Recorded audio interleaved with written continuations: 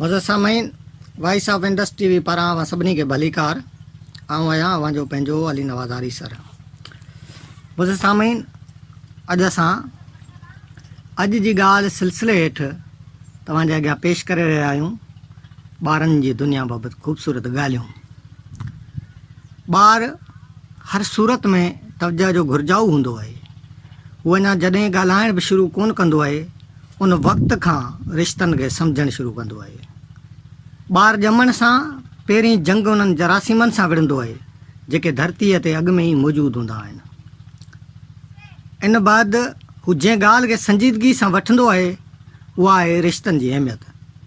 जेतोणीकि असां इहो सम्झंदा आहियूं त ॿारु कुझु बि न आहे सम्झंदो, पर ईअं हरगिज़ न आहे हूंदो। तव्हां मंझां केतिरनि इन ॻाल्हि ते ग़ौर कयो हूंदो, इहा त मूंखे ख़बर न आहे, पर इहा हिकिड़ी हैरत अंगेज़ हक़ीक़त आहे त ॿाराड़ीअ जे ॿार जी माउ खां वधीक ॾाॾीअ सां उनसियत हूंदी आहे। कॾहिं कॾहिं ॿारु घणो ज़िद कंदो आहे त हू माउ खां बि रोअणु बंदि न आहे कंदो, पर उहो साॻियो ॿारु जॾहिं ॾाॾीअ जी हंज में वेंदो आहे त फौरी तौरु ख़ामोश थी रांदि खेॾणु शुरू कंदो आहे।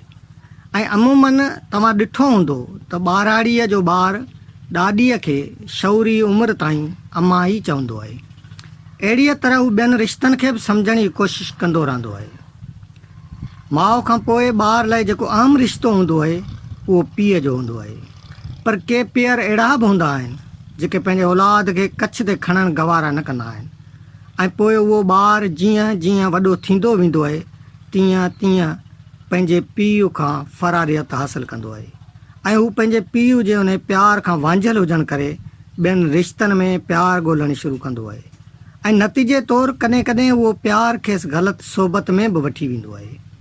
इन करे ज़रूरत इन ॻाल्हि जी आहे त असां पंहिंजे ॿारनि ते जोॻो ध्यानु ॾियूं, उन्हनि खे उन्हनि जे हिसे जो प्यारु ॾियूं, उन्हनि जी सुठे नमूने तरबियत करियूं त जीअं हू कंहिं ग़लति राह तरफ़ न भटकनि ऐं उन्हनि जो कंहिं न कंहिं हवाले सां का सुठी रिज़ल्ट मिली सघे, कंहिं सुठी मंज़िल ते पुॼी सघनि।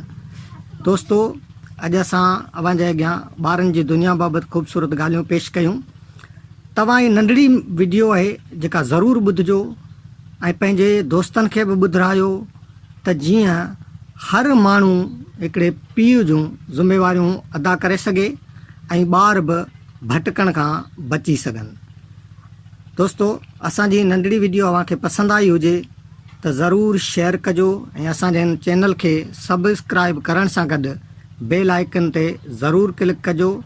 ऐं हाणे अव्हां पंहिंजे मेज़बान अली नवाज़ आरी सर खे ॾींदा इजाज़त। सिंध सलामत, साथ सलामत।